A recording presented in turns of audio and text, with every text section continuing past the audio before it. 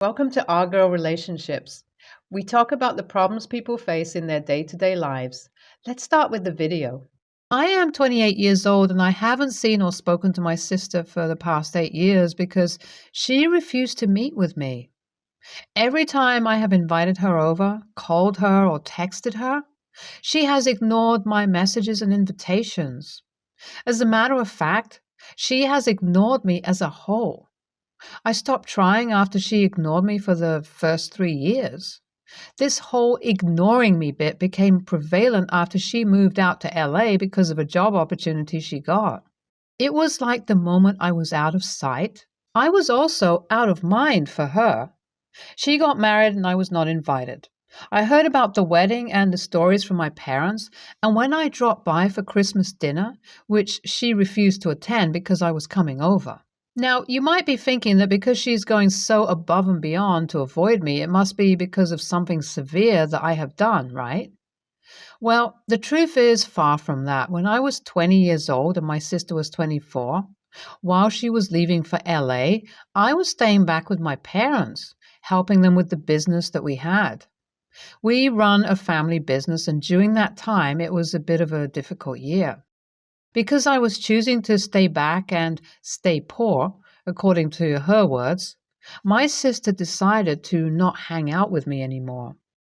I eventually got enrolled in a skills class and a business management class just to help my parents better, and by the time I was done with my classes, my parents had recovered from the trouble that they were facing in the business. So I was off doing my own thing. But as I was a broke college student from a hillbilly town, her words, she was embarrassed to be seen with me and did not want anything to do with me, which led to this 8 years of the Cold War, where she went out of her way to avoid me. The reason I'm making this post today is that I find it ironic how the turntables have turned. You see, my sister recently got a divorce. The wedding that I was not invited to? Yeah, well, that one did not last long enough, and that is because my ex-brother-in-law figured out that my sister is a gold digger. What a shocker, right? Well, not really.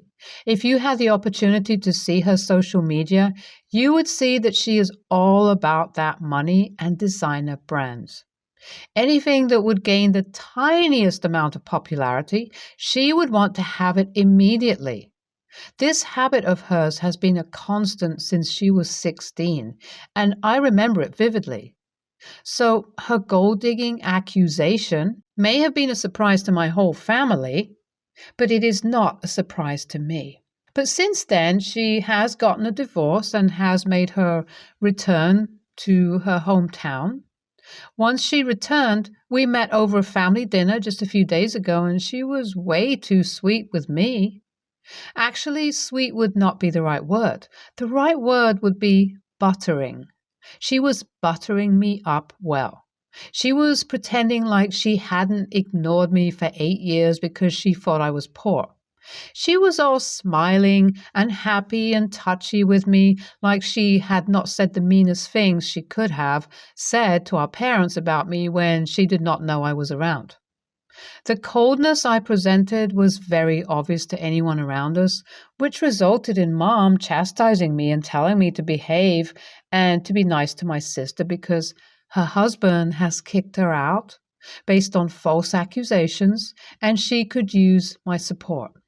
Dad isn't a man of many words, but he too nodded along with Mom and told me that I should stick by the family. I could not tolerate the hypocrisy because when my sister Dearest decided to ignore my existence and call me dirt cheap, hillbilly, poor, and other things along those lines, these two people simply tolerated those words and told me to be the bigger person because obviously my sister did not mean it. It was astounding seeing them tell me to be by my family when the same family did not choose to be with me while one of the members was ostracizing me. So I said it. I said that I have no intention of being nice to someone who had been ignoring me for the past 8 years because I am poor and cheap. My sister rolled her eyes at me and told me that she was just saying what was true because when I was younger, I was a poor and hillbilly-looking person in comparison to her. I laughed and said that if I am a redneck, then so is she, because deep under those Gucci and Prada that she is carrying on her, she is just as redneck as I am. She looked offended, and I still can't stop laughing whenever I remember her fuming face. My mom jumped to her defense, telling me that what I am saying is absolutely out of line and not necessary, because why must I call her that? I should be respectful to her emotional needs. I told Mom that she is being disrespectful to not just me, but to the whole family, because while we are farmers and have agro-based business, that does not make us hillbillies or rednecks. And she cannot pretend that she is better than us just because she went to LA and got herself a nice tan and luxury clothes. That shut Mom up real quick.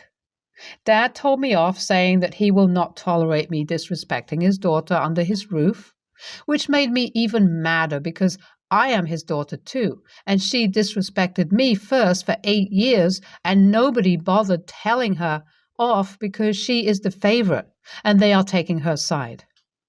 Dad defended himself, saying that he is not taking any sides and is just stating how things are, and I told him that by stating things as they are in his opinion, he has already made it obvious whose side he is taking. That led to another chaotic screaming match where my mom called me a mean and ungrateful child. Dad told me to leave the house and never returned. My sister told me that I will never be as classy and as nice as her, and I am just jealous that while she gets to look pretty and be pretty, I am stuck being this ugly girl. I listened to everything that they said, and I told them off individually, reminding both of my parents that I chose to not follow my dreams when I could just help them out at the farm, while my sister dearest up and left.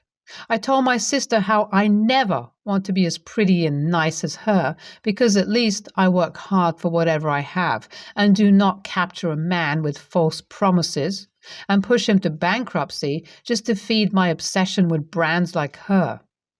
Once giving them a piece of my mind, I decided to leave. I have always tried to put my family over me because I wanted to keep the family together. But that dinner made me realize that the whole thing is a farce, and they were just seeing me as a doormat because I am simply convenient. So now all is said and done, I feel completely free because I have no intention of speaking with them ever again, despite all of the threats that my parents are leaving me, saying how they would cut me off and they have disowned me. They cannot disown me if I have disowned them first. Thank you so much for all the validation and kind words you have left in the comments and the DMs. I appreciate it. A few things I wanted to clear out for everyone.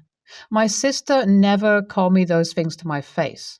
See, my parents are in their 50s and 60s, so they are not very tech savvy. Whenever I came over during the weekend, I would help them out with whatever tech stuff they were facing an issue with. My mom somehow ended up with every call being recorded and stored as a voice recording in her phone, which was eating up a lot of storage. She made me go through each recording meticulously before deleting them, and that's when I heard my sister call me all of those things. That is when I decided to stop trying to reach out to her. During the call, my mother did not reprimand my sister for calling me those things, so it was clear that she did not care.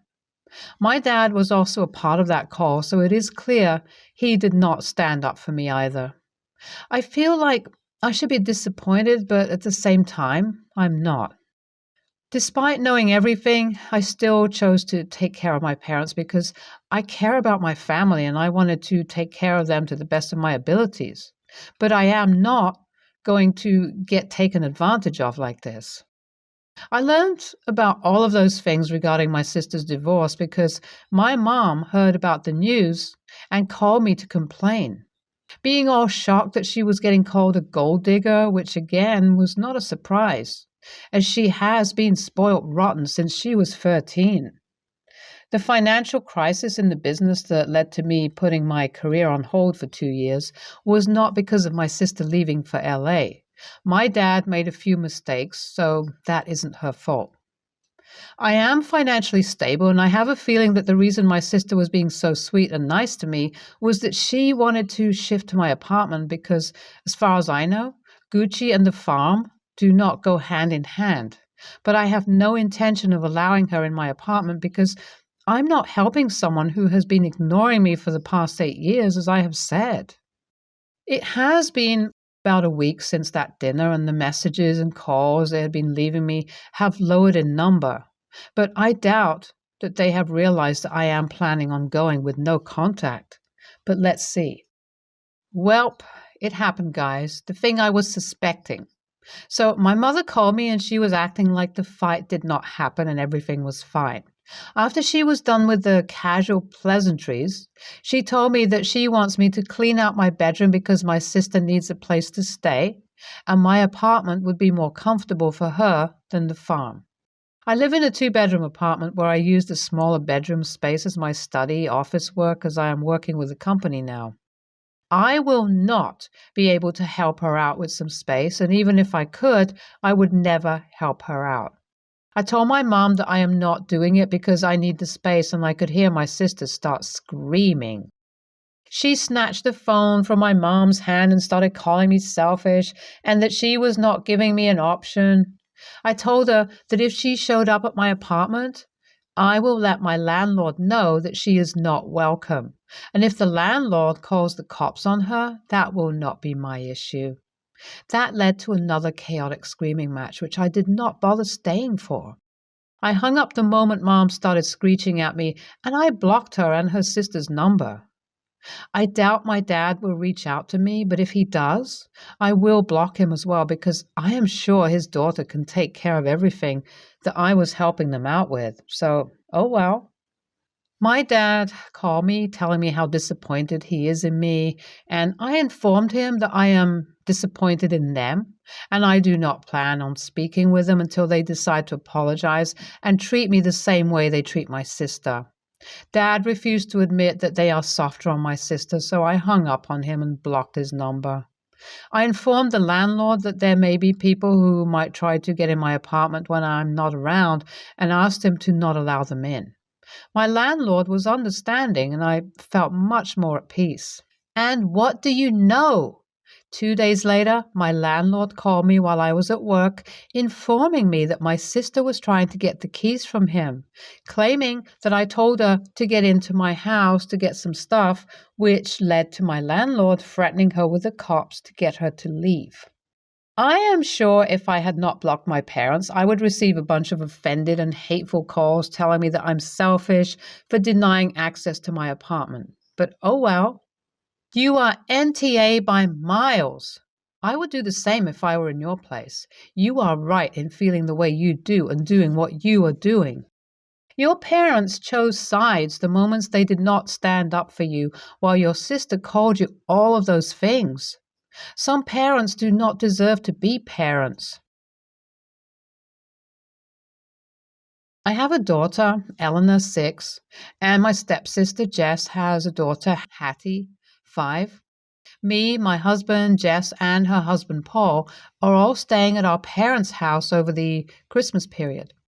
For context, Paul arrived a day after the rest of us, very late at night because he does shift work and worked late before driving to our parents. The next morning, the girls were playing in Eleanor's room at about 10 a.m. The adults were all downstairs except Paul because he was sleeping, and my stepdad was out. Suddenly, we heard Paul shouting. This is not too unusual, if unpleasant, but this episode sounded particularly bad, so we got up. Before we could even get to the stairs, my daughter runs down crying, saying Paul had shouted at her for waking him up.